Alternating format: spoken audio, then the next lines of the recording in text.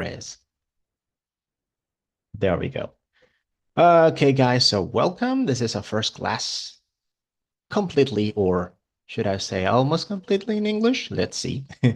So it's our seventh session. Today we're working with, it's like a word detective mode on, as you see here, because today we're working with a strategy or let's say, a collection of strategies that should help you and your students to be better when reading in English. So I just want to start with that question you see on screen. Have you ever figured out the meaning of a word just by reading the sentence? I mean, you see a sentence in whatever it is you're reading, and there is a new or unknown word. Have you ever been able to understand the meaning just by reading the sentence by the context? Yes or no in the chat. Be honest. Be honest. Be honest. Yes. What if my answer is sometimes? No, just yes or no. Because if you have, okay, nice. Uh-huh. So I see the yeses in the chat. Mm-hmm. Nice. I'm glad that most of you have. Those who haven't, don't feel worried, don't feel terrible, don't feel like you're an alien. Don't worry. It happens. I just pretend. Yeah, we will see with that today. Because the thing is, it's a strategy that uh, for yourself, it helps you improve your vocabulary. It helps you improve your reading strategies, your reading comprehension. But as a teacher, it's amazing because if you are able to do it, I mean, understanding a new word just through the context, then you will understand today's class 100%, and you will then replicate that onto your students and how to show them how to get a word through context. If you have, like, let's say you have the dedication, let's call it like that. If you have the dedication of investigating thoroughly and you find techniques about this, sometimes on the internet you find it as guessing the meaning through context. Sometimes they call it like that, guessing the meaning through context, and it's incredibly important to understand. We're going to work with that today. I have a lot of exercises for you. We're going to practice. This is a class for you guys to participate. So today's mission, as I was mentioning, is understand new words without a dictionary if you're working, in this case, with students in a class, in a classroom, or without using a translator if you're working on an online context. So I'm trying to mix both things. Since there's a mixture. Some of you have worked with online classes, are planning to work with online classes, but most of you are either working or would likely work with classes in a conventional classroom. So the thing is, how can we do it? I mean, no Google Translate, no word reference, just your brain, logic, and context clues. Basically, can you survive without a dictionary or translator? I'm going to show you that. If you don't know what I mean by word reference, it's an online dictionary. It's not like official. It's not like from Cambridge University, from Oxford University. But word reference helps you, especially with slangs, idiomatic expressions, and new words, because remember, basically every day we have new words coming up and they are used in different languages. Before we continue, how Do you guys, let me ask this question, and if any of you know how, feel free to participate. Do you guys have any idea or have heard what's the process for a new word to, I mean, come to existence? Do you know how we know that? Let's say, let me imagine a word. Let's say, uh, let me try to create a word. Let's say that the word Pickletch, whatever. It doesn't exist. It doesn't exist. So if I want to, if I want people to start using this word that I created, how do you think it happens? Do you think I have to phrasal verbs too, Jai? How do you think that word comes to existence? How do you think that word gets to be used by people and gets to be like approved by a group of people?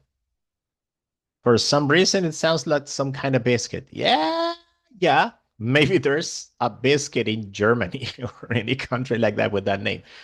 But do you have any idea how words are used? Like how they are created? Looks like a German word. Yeah, to be honest, it does, Jacqueline. To be honest, it does look like a German word. But do you guys have any idea? Nope. Okay. This is the thing. For a new word that people create and starts being used, like those viral phenomenon that we see on TikTok and the social networks, whatever. For them to come to existence, one important thing must happen. That word must be used by at least a group of 150,000 students. Hello, Daniela, bienvenida.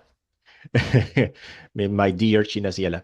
So, uh, the word has to be used by 150,000 people with similar ages, similar, let's say, social contexts. And why? Because if that word, and specifically in like the same geographical space or web space, because a lot of the new words we have right now, they were created on the internet because of TikTok phenomenon, because of viral phenomenon, whatever. Like the meaning, yeah, yeah. So let's say that that word, bicklech, or however it is pronounced, let's say that that word starts being used by a famous TikToker. And let's say that the word means jump like crazy. I don't know. I'm just creating stuff in my head. Bear with me. Uh, the word means jump like crazy. And then it becomes a viral phenomenon on TikTok. And this guy says, "No, let's. I'm gonna give. Oh, I have this special giveaway for people who uh, upload your TikTok. Bigletching. Now it's not a noun. It became a verb. So it's bigletch is jump like crazy. Bigletching, yes, big glitching, then it means jumping around like crazy. So a lot of people start uploading their stupid, I'm sorry, videos, jumping around like crazy with hashtag big glitching, hashtag teacher Carlos, who was the TikToker who created the word, just by give you an example. Then that word becomes viral. Lots of people start using it. And that's when the guides from word reference come up and they say, oh, look at this word, Bigletch. Lots of people are using it online. So they add it to their online dictionary, because dictionaries still exist, guys. Dictionaries still exists. The thing is that, like, physical dictionaries is really weird to have right now, but dictionaries still exist. Okay. Like Veneca, yeah. Yeah. Or although that word comes from like years ago, difference is now just like you typed it with a K, that's the new spelling.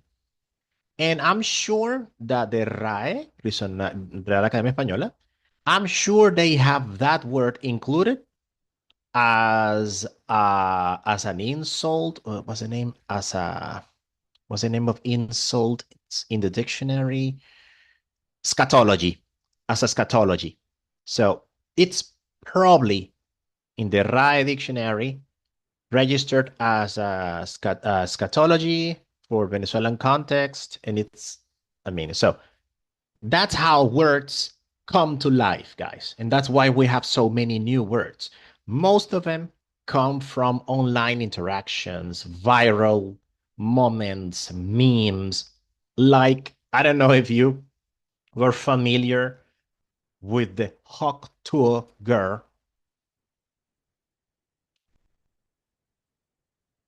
The hawk tour girl. I'm not going to like explain exactly what happened because YouTube might ban this video.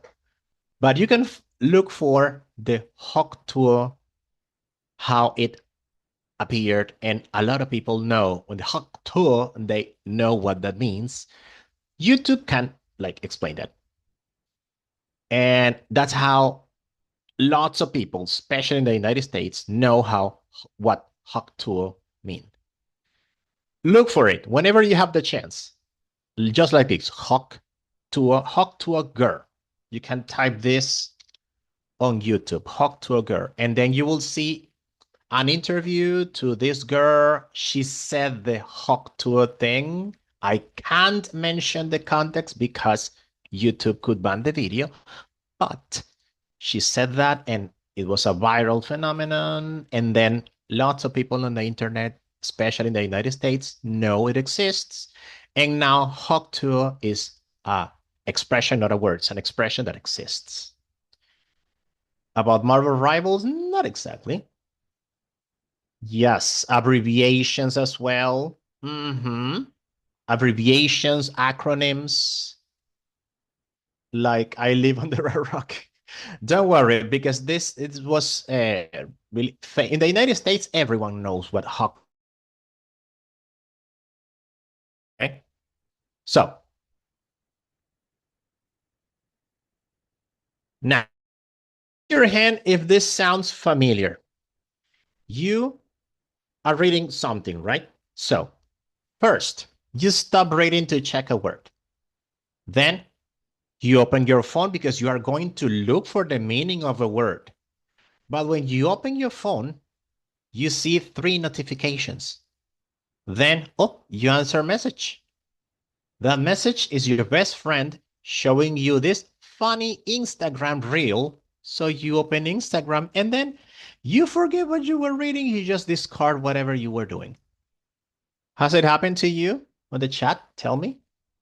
Has it happened to you? Are you this distracted?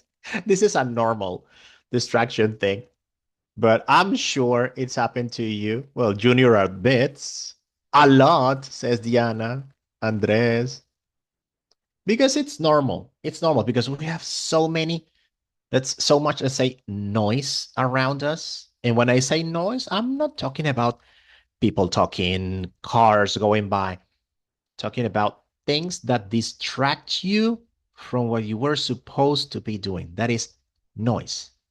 That is noise. Yes, she says. Oh, okay. Good. So this is important. And when this happens, you lose the track of whatever you were doing.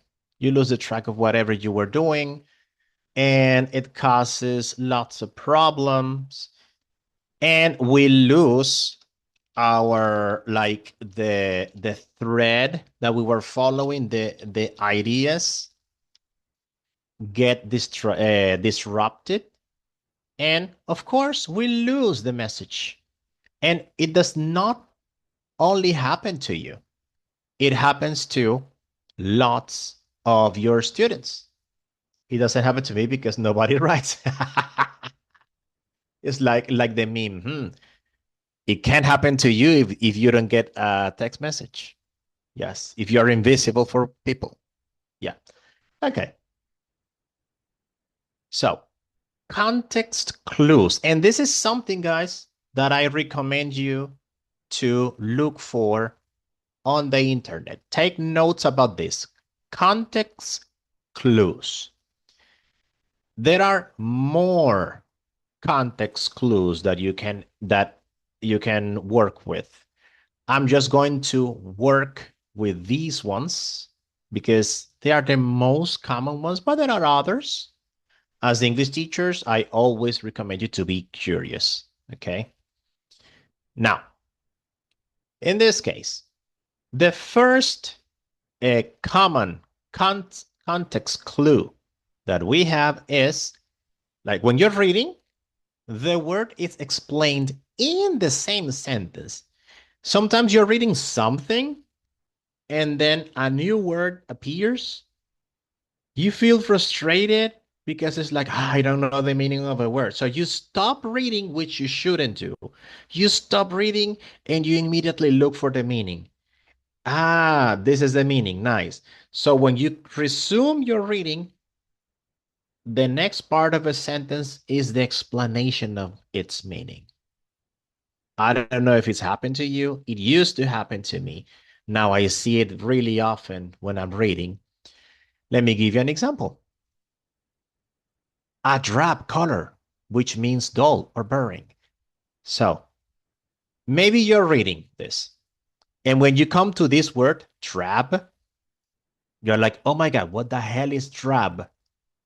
All I know, it's an adjective modifying the word color. That's all I know.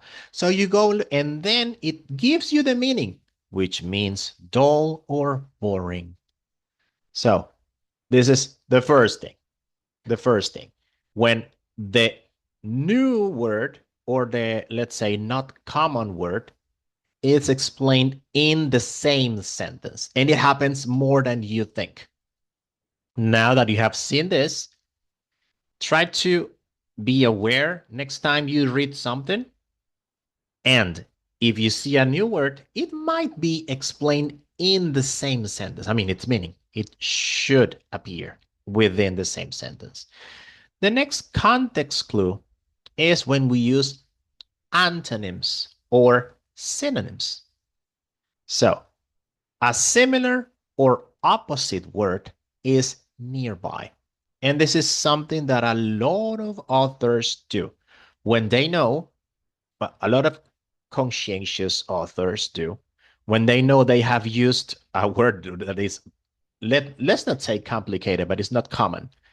What they do is, okay, they use a synonym or an opposite next to it, an antonym.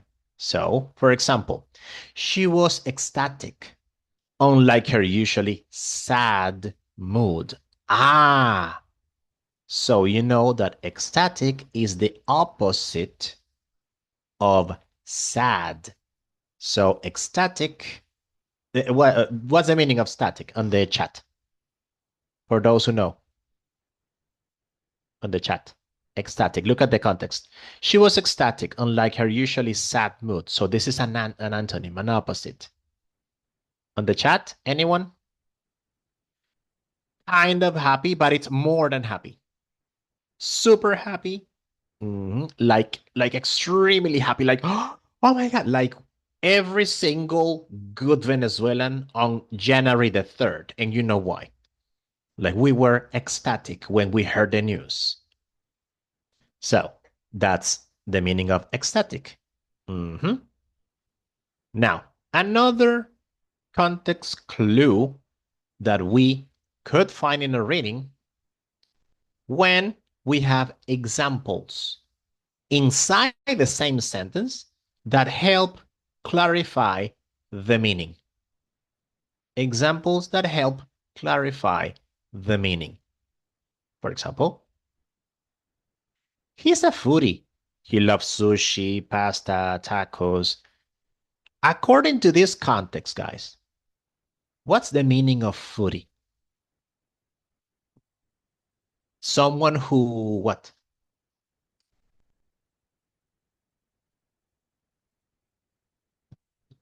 Exactly. Someone who likes food. Like a lot. Like someone who whatever you give him, as long as it is cooked, that person would eat it. That person would eat it. Not like, I don't like sushi because I don't like to eat raw fish. And then you see that same person adding sugar to the black beans, mother flour. But the thing is, a foodie, someone who really, really loves food. So it doesn't say so in the sentence, but according to the examples we get, we can make the inference. We make an inference process. So a foodie is someone who loves different types of food. So this happens a lot. And again, guys, maybe now that you see like the techniques, I'm showing you them and I'm showing them to you, sorry. And now it's when you say, yes, I remember I was reading this and then they gave this example. Now, please be more aware next time you read something and you will see these techniques applied in the reading. Next one is when the whole sentence gives the meaning, even if it's like, God, even if like the whole meaning is not clear. For example, after the long run, he guzzled water like a camel. So, according to the context, what do you think guzzled mean? According to the context, what do you think guzzled mean? It's a real word, by the way. It's a real word. Drank, drink, yeah, but it's more, it's like, how do camels drink water? You know that camels, they are like the best animal that people use in the desert because people say, they don't drink a lot. Yes, they drink a lot of water. The thing is that they can stay for a long time without drinking water. But when they drink water, it's like, oh my God, this is the best thing in the world. Just like that. So they, if we could have like a synonym, for example, when you eat your favorite food, you don't eat your favorite food, you devour your favorite food. Well, guzzle would be like the equivalent of devour, but in this case, related to liquids. In this specific case, water. Like drink until, oh my God, you feel, I can't anymore. Okay? Yeah, like that. Atragantar, just like that. With liquids in this case. So like an endless pit. So this also happened. The whole sentence gives you a meaning. Why? Because it makes like a comparison. And through the comparison, it's easier for you to understand the meaning. I am sure that this word was new for you guys because when I was preparing the class, I was like, what the hell is guzzled? I had to Google it. I didn't know the word. And I said, this word's amazing for the class. So here you are. Now, another context clue is when we get to the meaning because of general sense. I mean, the whole sentence gives you the meaning. For example, is similar. After the long run, he guzzled water like a camel. So you keep reading,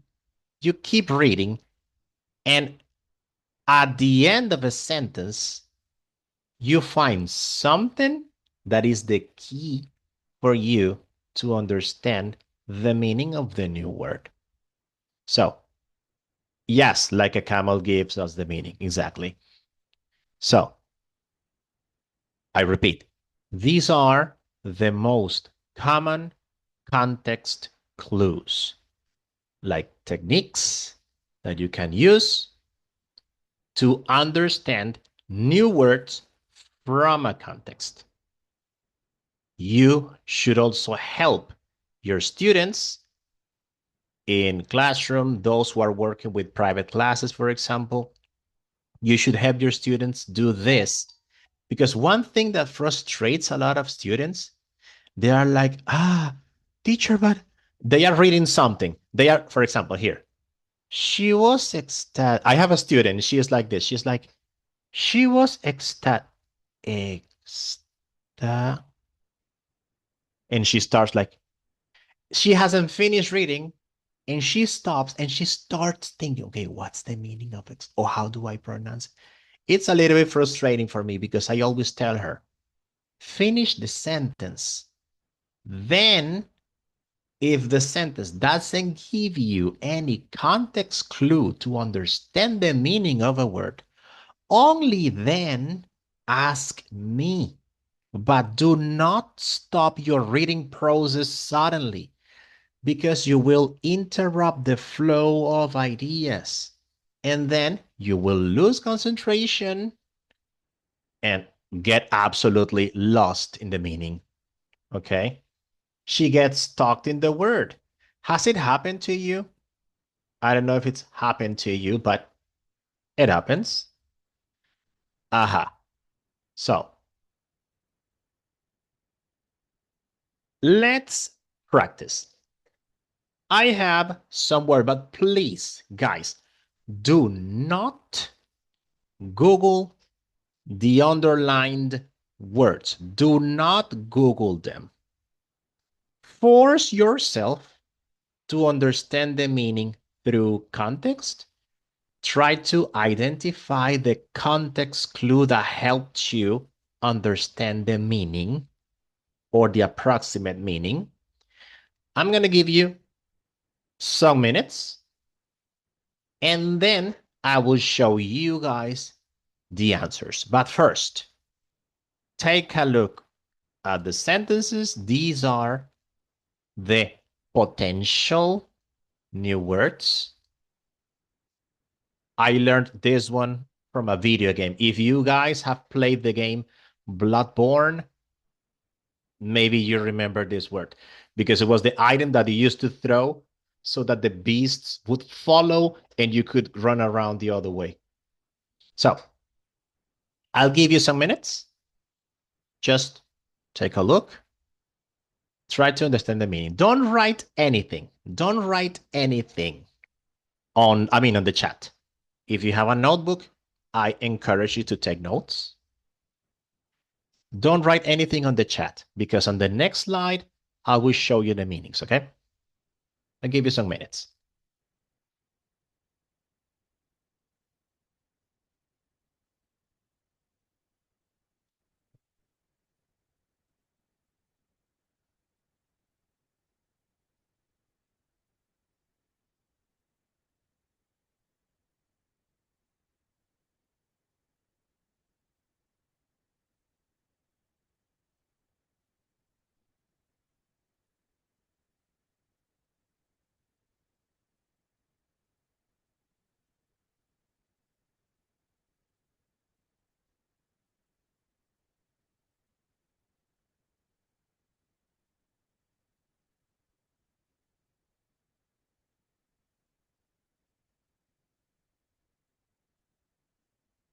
And these, if you want to learn words like this, best thing you can do is start reading in English. Challenge yourself because these sentences were taken from different stories. Can't believe it. The words that I was learning last week. Nice. Nice. So there you have them. Take your notes. We'll work with them in a minute.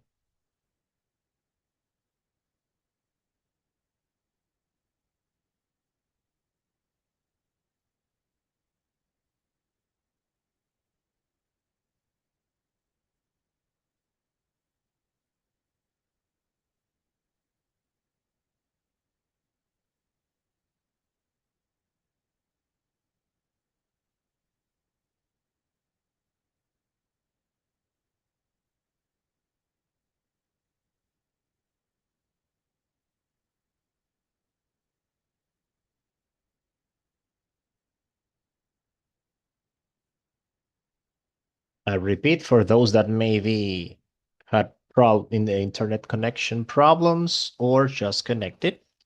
On screen, you have sentences, and the ones that I have pointed out, they are potential new words, or at least really uncommon.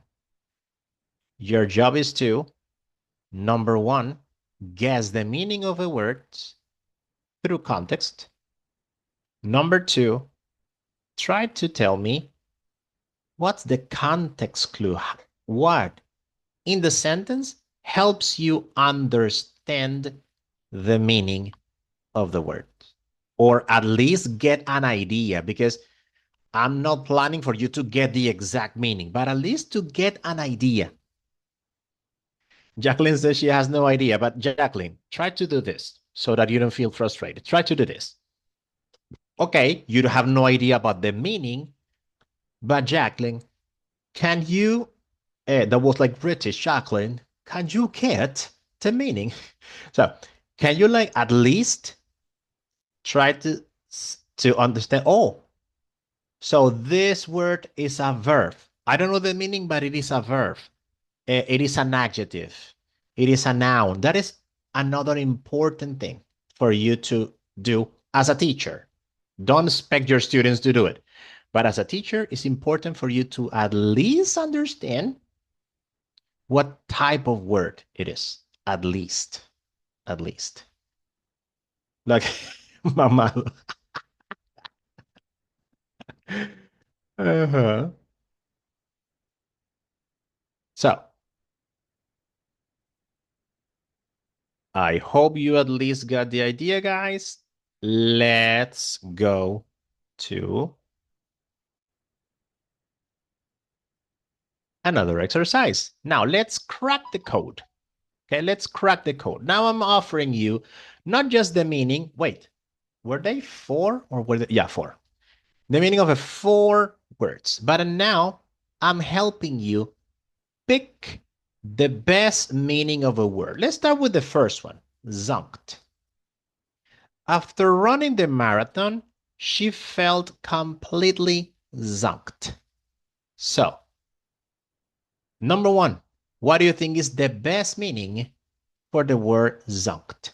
Exhausted, of course.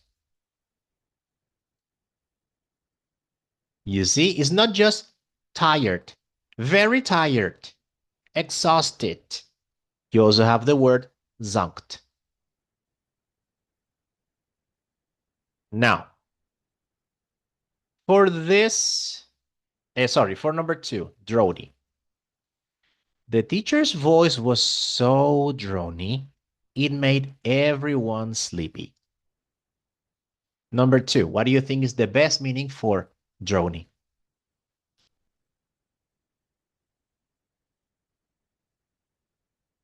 You can, yeah, just like Diana, you can just put your option on the chat. So people say D. Andres says B, robotic and monotonous. C or D. It's similar to the Robin Williams movie, but it's not exactly. C, B. Well, for D is drony. Robotic and monotonous. I don't know if it's happened to you that you have a teacher and his voice always is like in the same tone, like he never changes the tone. He sounds like a robot, is monotonous, and then the class gets extremely boring because you can't feel any emotion coming from your teacher. That's drony. And that's why the students were getting sleepy. Uh-huh. And number three, he reached into the box and pulled out a slimy, cold globber. A slimy, cold globber. So, what's the best meaning for globber? Again, look at this. He reached into the box. Reach is like maybe put his hand into the box and pulled out like a rabbit, pulled out a slimy, cold clover. So, the hell is a clover?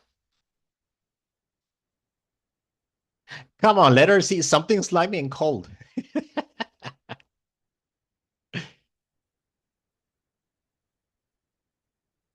It has to be something kind of jelly or flexible, sticky mass. A globber. So people say letter A.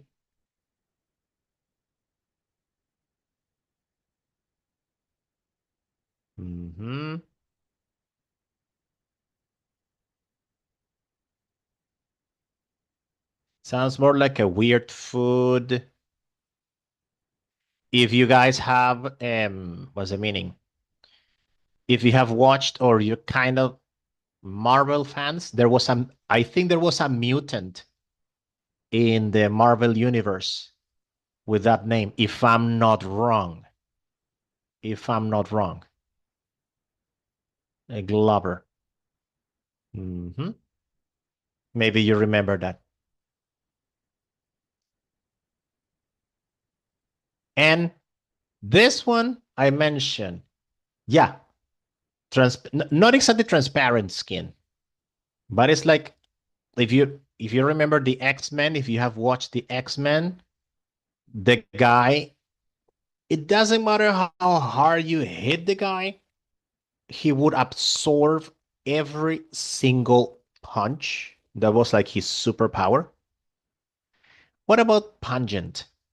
That's why I mentioned about pungent. If you have played Bloodborne, you know it.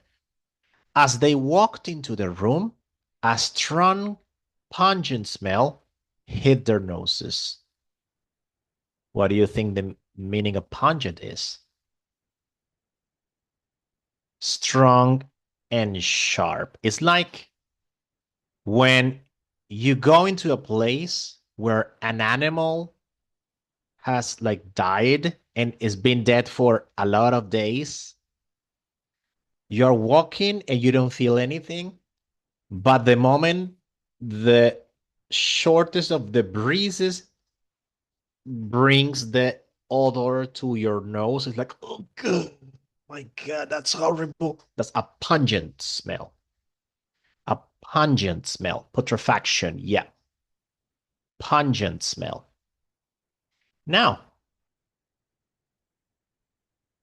what was the context clue for each one? I understand that for some of you it was difficult, like, I don't know what the hell. I understand. I understand. But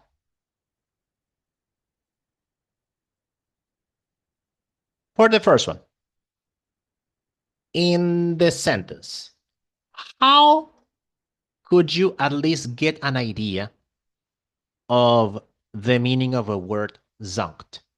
After running the marathon, she felt completely zonked. Let me go back. Remember, sometimes the sentence explains the word. Sometimes you have a synonym or an opposite. Sometimes you have an example inside the sentence.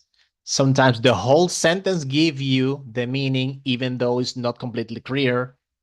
And sometimes the whole sentence gives you a general sense. Not exactly, but the whole sentence helps you understand an approximation of a meaning. So out of these context clues, which one helped you grasp the meaning of zonked? Was it an example? Was it an opposite? Is it the sentence that gives you the meaning? Is it the general sense? What do you think? For number one, for zonked.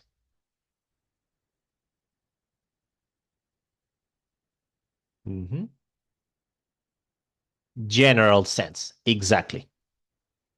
General sense. General sense gives you the meaning. Why? You start reading. So after running the marathon, she felt completely zoned. The whole sentence tells you, hey, analyze. Running a marathon. What happens when you run a marathon? You get extremely tired, extremely sweaty. So I don't know what the song is, but it must be either exhausted or really sweaty. So the whole sentence, the general sense of a sentence helped you. Now, the teacher's voice was so drony, it made everyone sleepy. Now, for this number 2, what contextual clue helped you grasp the meaning of a word, zony?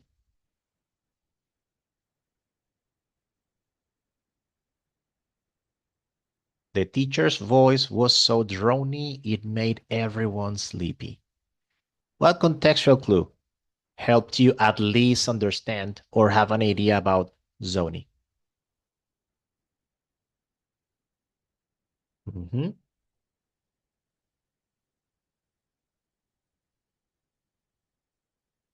Tell me, tell me. The third one helps me to understand the meaning, says Junior. Examples to clarify the meaning. Where is the example? General sense. Thank you, Diana. General sense. It's like when you come to this word, you say, hey, again, I don't know what the hell droning means, but if you're talking about someone's voice, and that voice made everyone sleepy, what kind of voice makes me or normally makes people sleepy? Ah, low voices, monotonous, robotic, no changes in the intonation. They made people sleepy. So that's what helped you. What about number 3? He reached into the box, whispering that it could also be whispering. Now, he reached into the box and pulled out a slimy, cold glover. Here, he reached into the box and pulled a slimy, cold glover.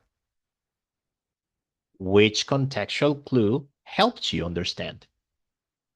Droning sound like a drone, depending on the context, Journey, depending on the context. But from this one, which one helped you understand the meaning? Which one helped you? He, slimy, cold glover. Which one helped you? The examples, of course. We are giving examples. Slimy, cold. We are giving examples. Again, try to use these skills next time you're reading something new. Even next time you're listening to something new. Okay? Now, as they walked into the room, a strong, pungent smell hit their noses. As they walked into the room, a strong, pungent smell hit their noses. What's the context clue? The contextual clue, sorry.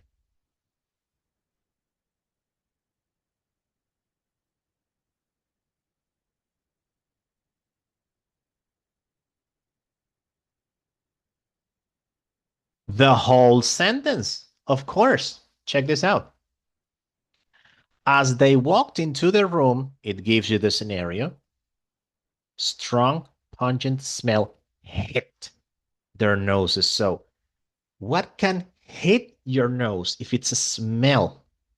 Ah, the whole sentence, the general sense, exactly. So that's something you guys need to start doing from now on. And if you manage to understand this, reading or even listening to people speaking in English, even videos or songs, it would be easier. It would be easier. I promise. I promise. Let's keep on practicing. A better challenge now. According to the context clues, for number one, let's start like this. For number one, the night was sultry. Please don't Google. Don't Google. The night was sultry. The heat and humidity made it feel like a sauna. On the chat, your option. Just the letter. Just the letter. Just the letter for the first word. The night was sultry. The heat and humidity made it feel like a sauna.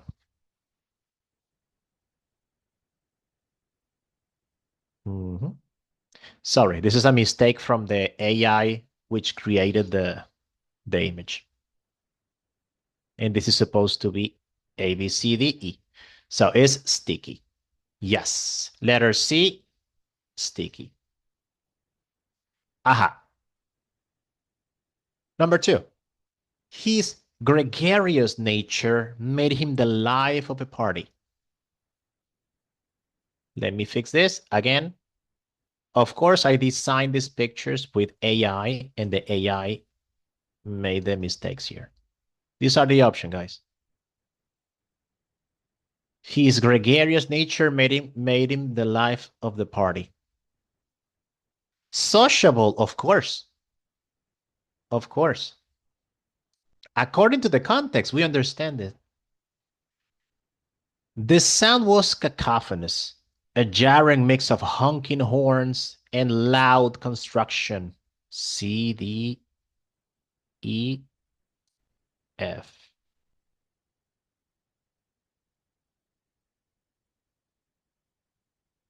The AI, my beautiful ChatGPT. Now I have ChatGPT Plus, Aymar. I'm so happy. I feel complete. I have ChatGPT Plus. I feel powerful.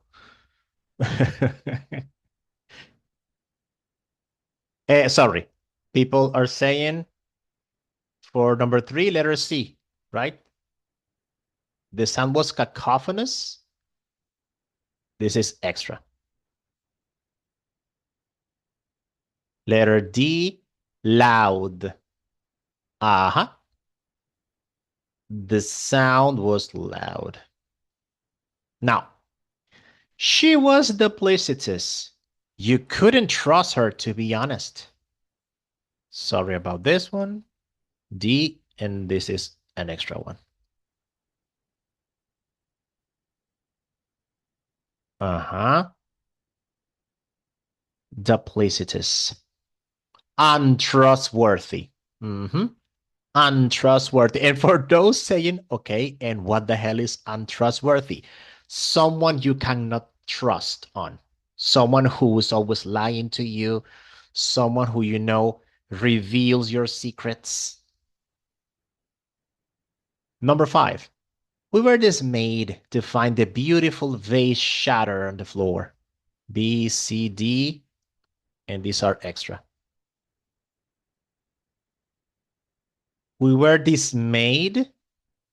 Are you sure? Is relieved to find a vase shattered, like destroyed on the floor?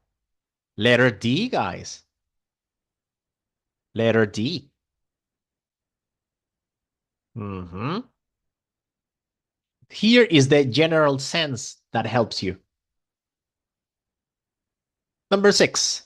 Their house was opulent, adorned with chandeliers and marble. For those who know the word in Spanish, is basically the same. Luxurious, yeah.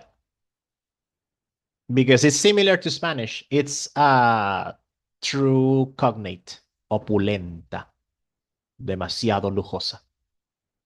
Mm-hmm. So this type of exercise works wonders with groups of students. You can have this word, you can have this as a test. You just tell your students to learn the words, at least learn the words, at least learn the words. And then you give them a sentence. You can even play with the meaning of a word. Remember that sometimes a word can have different meanings depending on the type. You could have a word that has a different meaning as a noun, and then as a verb means something different. Let me give you an example. Of course, you know the word book. And if you don't know the word book, consider your career choice. So, you know the word book. We know it as a noun, libro. So it's easy. But what if you give your students something like this?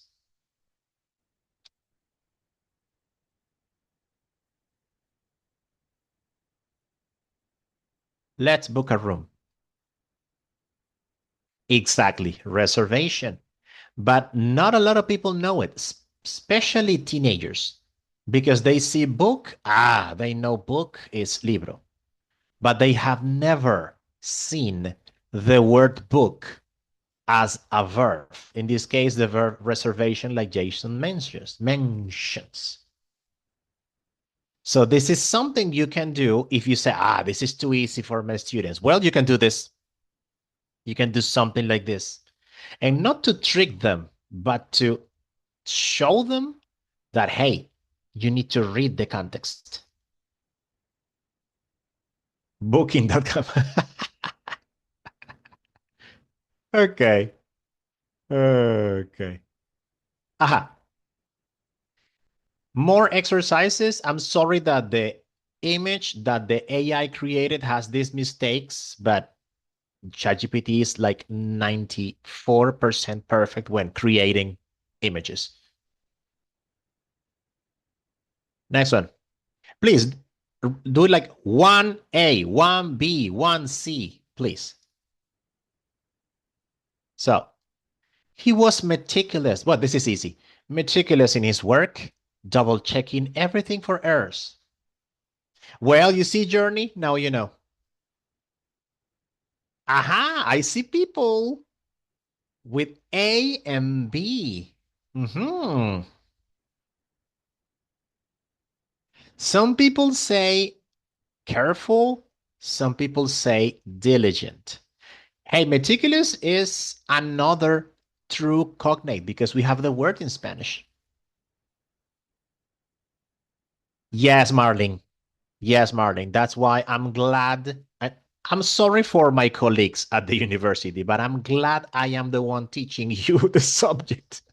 I'm sorry for my colleagues, but let the truth be there. I'm happy I am the one teaching you the subject. So it's careful. Meticulous is like Spanish.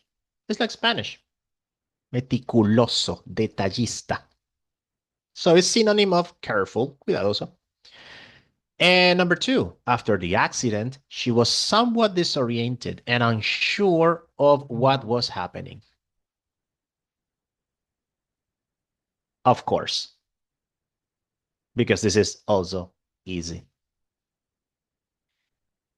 Three, the ancient manuscript was illegible due to centuries of wear and damage. This is supposed to be letter E, just in case. I see people saying letter B, unreadable. Yep. 4. She was sought after speaker, renowned for her perspicacious insights. So, in this case is the word perspicacious, not this one. I don't know why ChatGPT highlighted this one. We're working with this one, perspicacious. Aha, sharp, sharp. You see ChatGPT making mistakes here and here. That's why I say it's 94% perfect. At least now ChatGPT has amazing accuracy with the words. Previously, it couldn't make images with words. It couldn't. It just couldn't. It was impossible. Perspicacious, yes, Emmanuel. A new word. Take notes. Sharp. And by the way, sought after, do you know the meaning of sought after? It's not here, but do you know the meaning of sought after?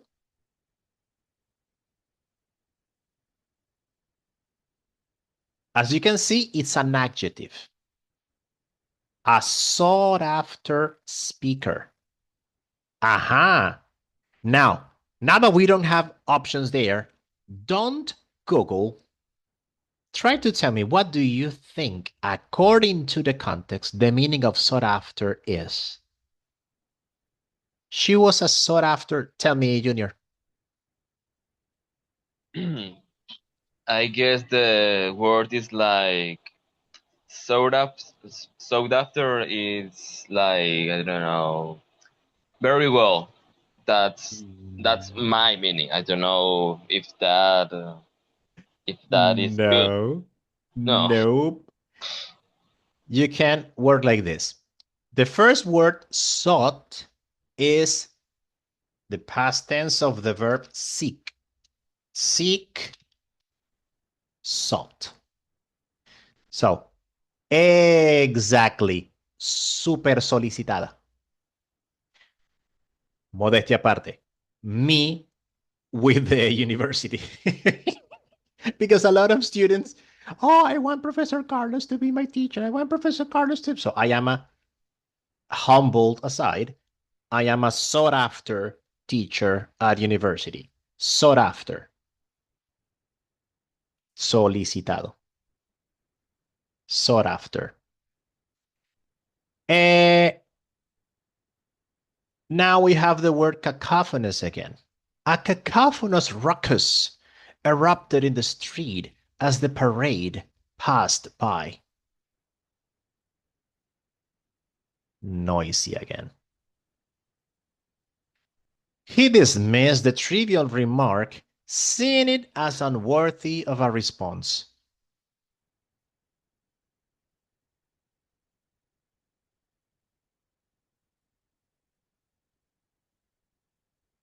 Mhm. Dismissed. It's this one. Unworthy. Forget about dismissed. Forget about dismissed. It's this one. Unworthy. Unimportant. Uh-huh. Unimportant. And what is dismissed? He dismissed the trivial remark. What is dismissed, guys? Disposed? Mm-hmm. Like didn't pay attention, discarded. He discarded, didn't pay attention to the trivial remark. Uh-huh. Again, this exactly pasó por alto. These type of exercises helps you guys work with vocabulary.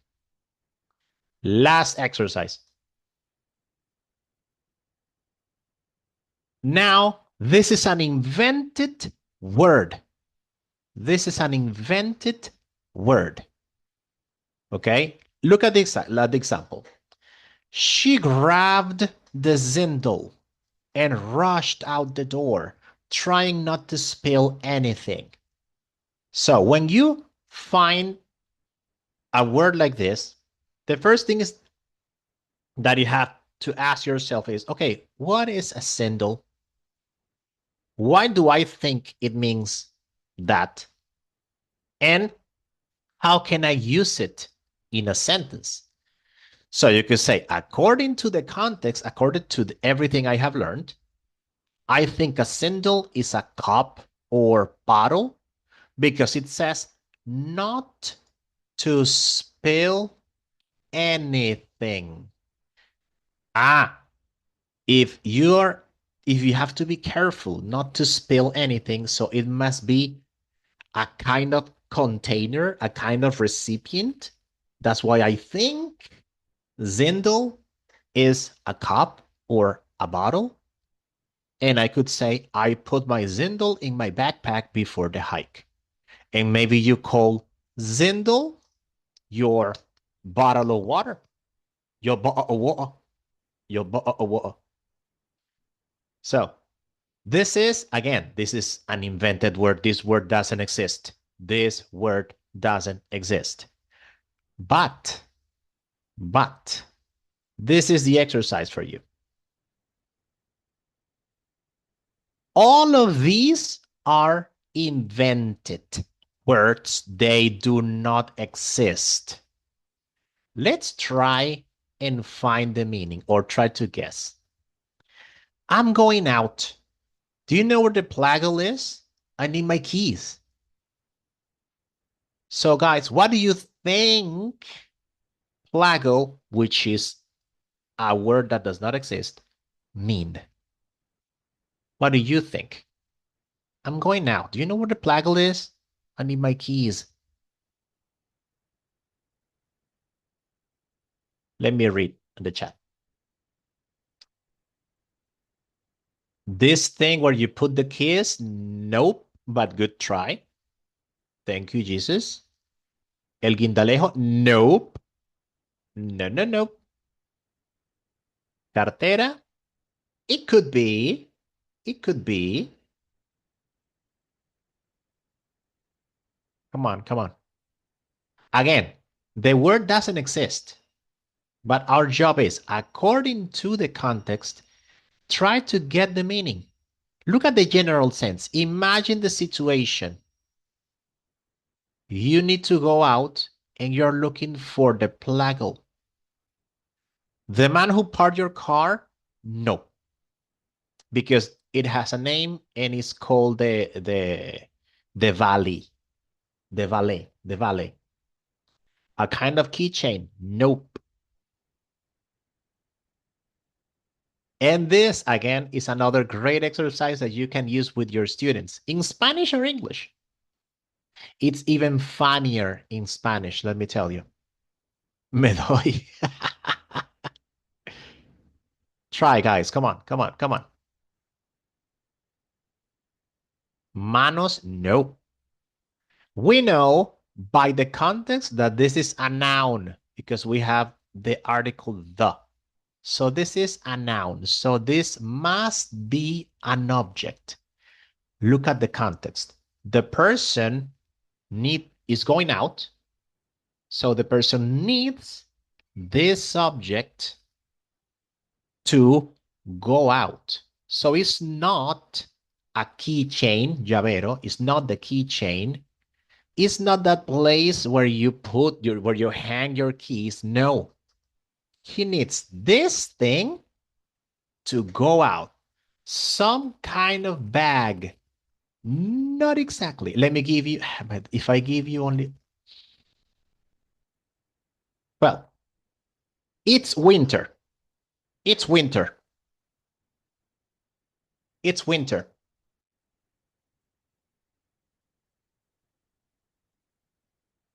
It's winter.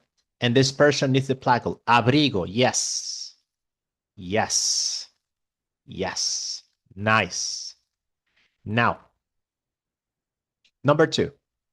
He was so briefing that we had to repeat instructions 3 times before he understood. What do you think the meaning of briefing is? Again, it's an invented word. It doesn't exist. Slow. Nice, Andrea. Nice. He was so slow that we had to repeat the instructions 3 times before he understood. You can also say clueless. I don't know if you know this word, guys. And if you don't, write it down. Clueless is despistado. Slow, clueless. Ajá. Number 3. Like the movie, yeah. The river is really fribby today after the storm. Better not swim.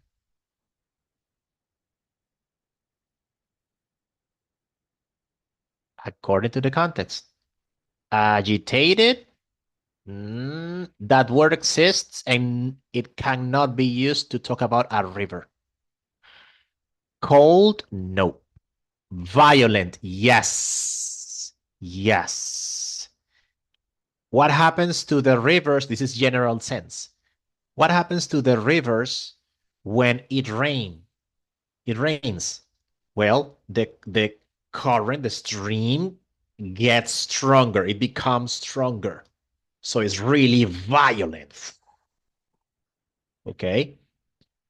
She felt a sudden grindle in her stomach during the test and knew she should have eaten breakfast. This one is easier, I think. We know, yeah, she's hungry, but what's the meaning of a word? Or what do you think the meaning of a word grindle is? She has pain? Nope. Revoltijo. Yes. Yes, Andrea. Nice. That moment when you are hungry and your stomachs are like, yeah, a grindle. Comió caraotas. Okay. Number 5. Come on. Pack your buttocks and make sure there's enough water for the hike.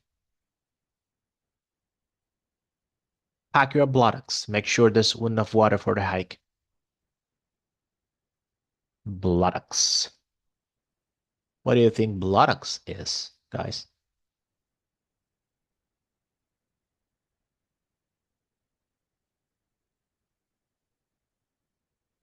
No, because tú no empacas tu cantimplora, tú empacas otra cosa, la que tú la llevas en la mano. Hike, when you go to the mountain, for example, to walk, maybe just to do some exercise or just because you love go walking around the mountains, that is hike. Escalada, yeah. Umbrella, no, because they are going on a hike. Senderismo, thank you, Diana. So, buttocks, what is buttocks, guys?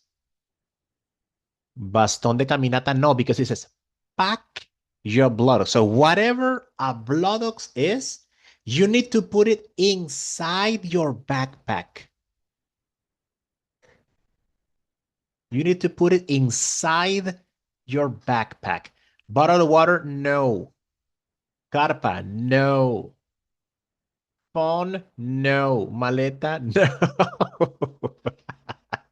I recognize this one is difficult, but try to get it. Come on. I guess it's food. It could be some type of food. Because if you're going hiking, you need something to eat. But it's something really specific in this case. I invented the words just in case. So I am the only one who knows the meanings. Lonchera, not exactly. El pote de la comida.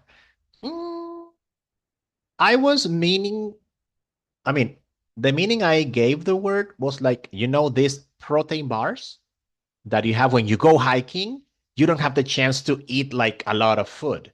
So it's like just a protein bar. It's like a protein bar. A protein bar. Now, the last one. We keep the Cervix in the pantry so the kids can reach it. Yeah, like a sneakers, Jesus. Like a sneakers, samba, something like that. We keep the Cervix in the pantry so the kids can reach it. This one is easier. Number 6 is easier.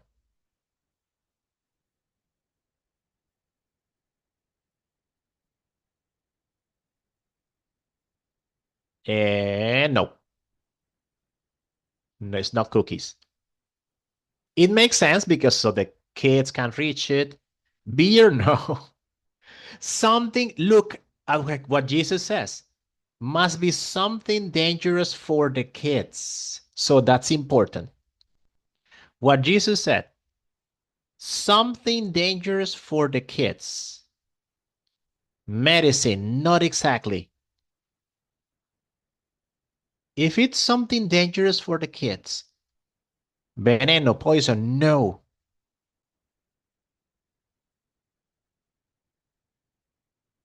A knife or any kind of weapon. Very good, Arnel. A knife, a weapon, a gun, according to the context. That's what a cervix is.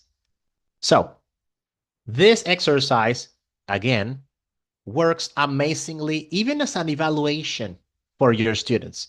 Because in this case, you guys are the only, I mean, when you create the exercise, you are the only ones who know the meaning of a word that you created.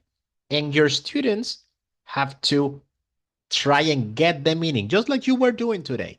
How? Using the contextual clues. That's the only way. So let's have our reflection time before we go. Now, what did you learn about vocabulary today? Is there anyone who would like to share your thoughts? Anyone on the chat or on the microphone? What did you learn or something new you discovered today? A strategy that you will use from now on? Your favorite moment of a class? Share your ideas with me, please. I would like to hear or listen to your feedback. Let me know. It's 36 degrees now here in Argentina. I'm dying. It's so freaking hot. I learned that you have to pay attention to the whole sentence. Yep. That way you can figure out meanings. Yeah, most of the time, if you're a conscientious reader, you pay attention and you should be able to understand, I mean, not the exact meaning, but at least to have an idea so that you don't interrupt your reading process. Journey says the importance of reading with attention to understand the sentence. Of course, Andrea says you need to read. Oh, wait. You need to read every single word and pay attention. Absolutely. Jason says reading keys not stop when you find a word that you don't know, because there are several ways to discover its meaning. Yes, don't stop. Don't stop when you're reading. Let me give you a tip that was not here today, but it's a tip that I used to do when I read books. What I used to do was this. I kept like a marker next to me always when I was reading. What I did was I was reading and then I would find a word that I didn't know the meaning of. Instead of just stopping like that and looking for the meaning, I would just highlight the word with the marker. I kept on reading. Once I finished reading the chapter, I went back to the word. Tried to get the meaning through context. I looked for it on the dictionary and then I could see, the meaning I gave the word through context is really close to the meaning on the dictionary. And that's how I learned vocabulary. That I need to read more books. Well, well, not necessarily books, but there's a lot of things for you guys to read over there. So you don't need to know every word. You just need to understand the message. Being a reader means being a detective of meaning, basically. So this is not something you're not going to send me. This is not something you need to send me. Okay, you don't need to send me this, but this is something for you to practice. While you're reading books or online, pick 3 new words you don't know. Don't use a dictionary. Try to get the words through context. Try to guess their meaning using the context clues. And then check if you were right. Doing this, I assure you, will help you learn a lot of vocabulary. The game Star Wars Quarter has a few strange words, but with the context, I can understand what are. Yes, it happens to me when I'm playing video games as well. Nice. Well, as usual, It was nice working with you guys. Thank you for taking the time to attend the class, pay attention, take notes. I'll be seeing you next class. For those maybe interested, as I always invite you to, in 1 hour, it's 6 p.m. Venezuelan time. No, yeah, 6 p.m. Venezuelan time because it's my 7. I'll be working with the Seminario de Lectura group. And in that class, we will be working with how to teach reading to your students, how to teach reading. And there is a really important technique called scaffolding, an amazing technique. I learned it when I started working here in Argentina as an English teacher. And it's a technique that will help you organize your classes, organize everything you teach or everything you try to explain. Okay. Now, thank you, Jacqueline. Thank you, Jesus. Thank you, Andrea and Journey. If you're willing to go to or to attend, if you can attend our next class, just let me know. I'll send the link on the group. Have a nice rest of your afternoon, a nice rest of your weekend. See you next week, okay? Bye-bye, everyone.